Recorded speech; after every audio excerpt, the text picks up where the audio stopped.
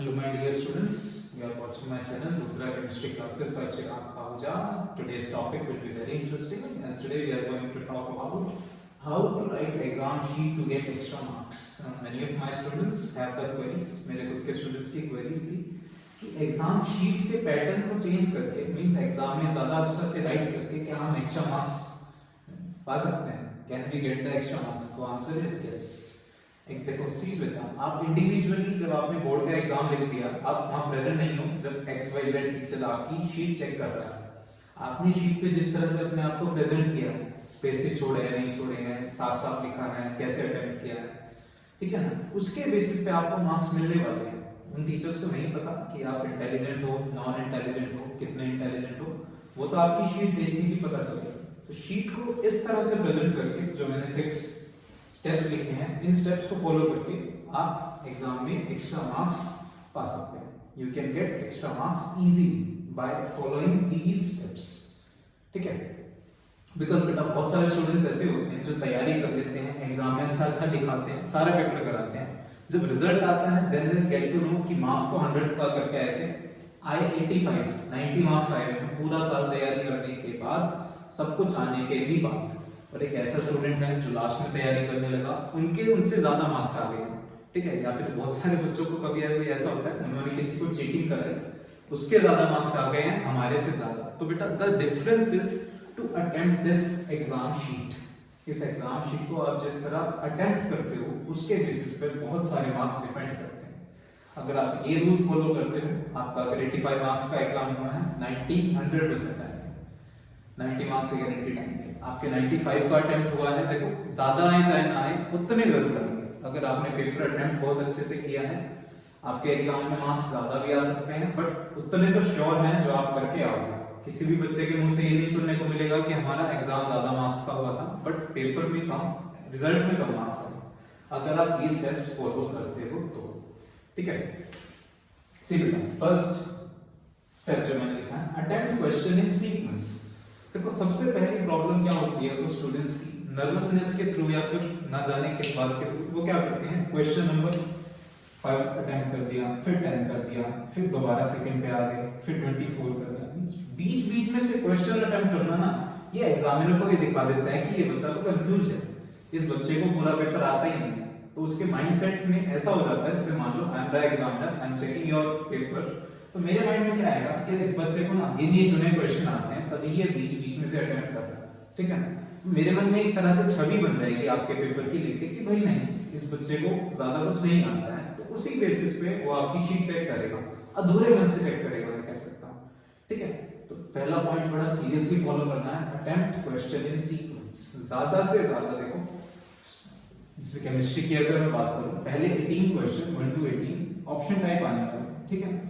ज्यादा से ज्यादा आपको अगर ऑप्शन टाइप क्वेश्चंस नहीं आते हैं, आप इनको लास्ट में अटेम्प्ट कर सकते हैं, ठीक है, एग्जाम पेपर के लास्ट में। अगर आपको ये क्वेश्चंस नहीं आते हैं, बट मेरा सजेशन यही रहेगा, आप क्वेश्चन पेपर को बिल्कुल सीक्वेंस में अरेंज करो, पहले क्वेश्चन से लेकर टू 34 क्वेश्चन 35 क्वेश्चन जितने एग्जाम्स में हैं, आप सबको सीक्वेंस में ही करके आओ।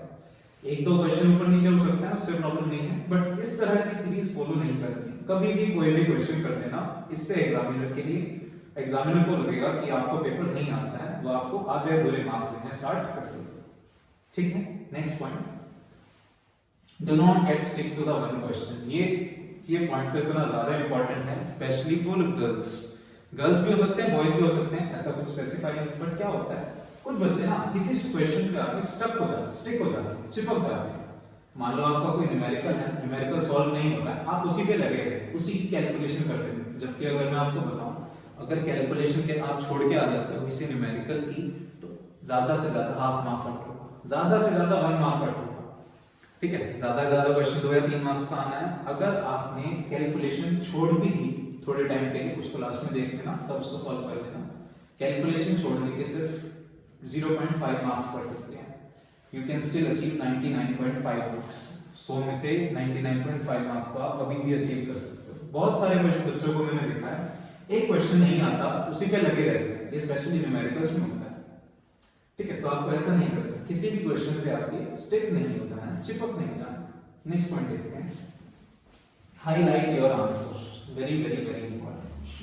मान लेते हैं क्वेश्चन नंबर 15 का आंसर है 5.4। आप उसको हाईलाइट करिए, उसके नीचे ऐसे डबल अंडरलाइन कर दीजिए, ब्लैक पेन से कर दीजिए, ब्लू पेन से पेपर अटेम्प्ट कर रहे हैं, ब्लैक पेन से नीचे ऐसे हाईलाइट कर दीजिए।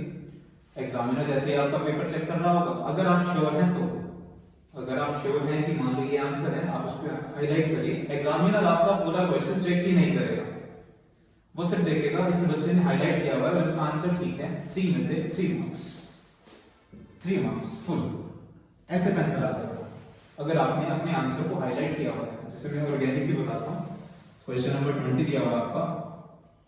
चलो क्वेश्चन नंबर 16 में सिर्फ एक एग्जांपल ले रहा हूँ, डिस्टिंग्विश का टेस्ट है, ठीक है। दो सॉल्यूशन है,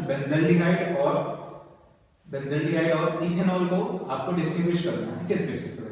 बेंजल्डिहाइड टॉलरेंस रिएजेंट टेस्ट देता है, आप टॉलरेंस रिएजेंट लिखिए, टॉलरेंस रिएजेंट, उस पर अंडरलाइन कर दीजिए, अपने क्वेश्चन को, अपने आंसर को हाईलाइट कर दीजिए, आपको फुल मार्क्स मिलेंगे। एग्जामिनर आपका पूरा क्वेश्चन चेक ही नहीं करेगा, ठीक है। मेन पॉइंट, जैसे मैंने इन स्टेप्स में भी इस पॉइंट को हाईलाइट किया हुआ है डबल अंडरलाइन करके, आपको भी ऐसे करना है एग्जाम में, ठीक है। नेक्स्ट, आपका क्वेश्चन ही चेक नहीं होगा, ऊपर आपने अगर कुछ भी लिखा हुआ है, आपको क्वेश्चन नहीं आता है, आपने सिर्फ आंसर को हाईलाइट कर दिया है, आपको टॉलरेंस रिएजेंट की रिएक्शन नहीं याद आ रही है, आपने इसको हाईलाइट किया है, आपको फुल मार्क्स मिल जाएंगे, ठीक है। Next, yes very good. जैसे मैंने, मेरी राइटिंग भी बहुत ज्यादा अच्छी नहीं है, मैं कहूंगा कि अच्छी नहीं है मेरी राइटिंग, मगर मैंने देखी प्रॉपर गैप रखा हुआ है, हर लाइन के बाद मैंने प्रॉपर गैप रखा हुआ है। सेम आपको करना है, लीव 1 और 2 लाइंस आफ्टर एवरी क्वेश्चन। एक क्वेश्चन अटेम्प्ट करने के बाद 1 से 2 लाइन छोड़ देना, ठीक है। एग्जामिनर समझ जाएगा कि इस बच्चे को तो इस बच्चे को आता है, ठीक है। 1-2 लाइन छोड़ेंगे, आपका पेपर बड़ा ही ब्यूटीफुली रिप्रेजेंट करना एग्जामिनर के सामने, आपको एक्स्ट्रा मार्क्स जरूर मिलेंगे। Next point, try to maintain gap between words. ये अगेन वेरी इंपॉर्टेंट वर्ड है। जैसा मैंने बोला, मेरी हैंडराइटिंग भी अच्छी नहीं है, बट मैंने क्या किया हुआ है, जैसे ही मैंने लिखा हुआ है, मैंने प्रॉपर गैप मेंटेन कर रखा है, वर्ड्स के बीच में मैंने गैप मेंटेन करा हुआ है। इसकी आपको प्रैक्टिस करनी पड़ेगी।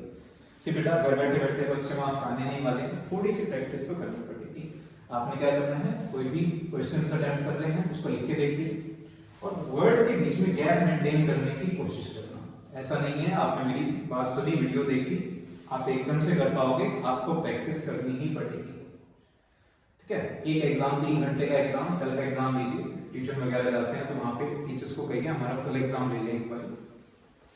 आप ऐसा करने की कोशिश कीजिए, ट्राई करिए गैप बनाने की बिटवीन द वर्ड्स। एक बार आदत पड़ जाएगी ना, फिर आप ग्रेजुएशन करेंगे, पोस्ट ग्रेजुएशन करेंगे, वहां भी आपके मार्क्स इंक्रीज हो जाएंगे। इस वीडियो को देखने के बाद आपके लाइफ में जितने एग्जाम्स होने वाले हैं, इस पैटर्न को फॉलो करिए। I am not talking about 12th class, कोई भी क्लास का बच्चा हो, इन सारे रूल्स को फॉलो करिए, आपके एग्जाम में 5 से 10 मार्क्स जरूर इंक्रीज होंगे, सबसे ज्यादा तो इस पॉइंट को हाईलाइट करके, ठीक है। नेक्स्ट, अटेम्प्ट एवरी क्वेश्चन, ये दोबारा से होते हैं। मैंने बहुत सारे ऐसे बच्चे भी देखे हैं, ऑप्शन टाइप क्वेश्चन तक छोड़ के आ जाते हैं। सी बेटा, सारे क्वेश्चन अटेम्प्ट करते हैं, बहुत बार ऐसा होता है, ग्रेस मार्क्स भी मिल जाती है।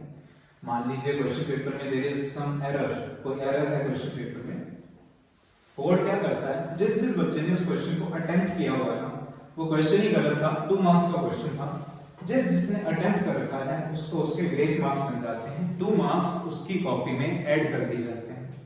सपोज करते हैं आपके 70 मार्क्स का पेपर है, 60 मार्क्स आ रहे हैं आपके, एक क्वेश्चन गलत है और आपने उसको सिर्फ अटेम्प्ट किया हुआ है, आपको 2 मार्क्स फ्री के मिल जाएंगे, ठीक है ना। मैंने बात की थी एक्स्ट्रा मार्क्स मिलने की, ऐसा भी होता है, बहुत बार होता है, ना जाने कितनी बार ग्रेस मार्क्स मिली है बच्चों को डिफरेंट एग्जाम्स में, क्वेश्चन में एरर होने की वजह से। जैसे मान लीजिए कोई ऑप्शन टाइप क्वेश्चन गलत आया है, ऑप्शन टाइप क्वेश्चन में आपने आंसर डी आना था, आपने ये लगा दिया, वो क्वेश्चन ही गलत था, अब आप ये लगा चुके हो आंसर बी, सी या डी, आपको उसके मार्क्स मिलेंगे ही मिलेंगे, क्योंकि क्वेश्चन में एरर है, ठीक है ना। इन स्टेप्स को फॉलो कीजिए, you will surely get good marks, ठीक है स्टूडेंट्स। चलो नेक्स्ट वीडियो में मिलते हैं। कोई किसी की क्वेरीज हो कमेंट जरूर देना, कमेंट्स करते हैं बच्चे, देखो हमें भी मोटिवेशन मिलता है बार बार वीडियोस बनाने का, हम काम आपके लिए कर रहे हैं, आपके लिए सिखा रहे हैं, आपके अच्छे कमेंट्स आएंगे, मैं और ऐसी वीडियोस आपके लिए लाता हूँ। ठीक है, thank you for watching my channel. Subscribe करें चैनल को ऐसी वीडियोस देखने के लिए, ठीक है, एंड कमेंट एंड शेयर जरूर कीजिए। Okay, bye bye, take care students.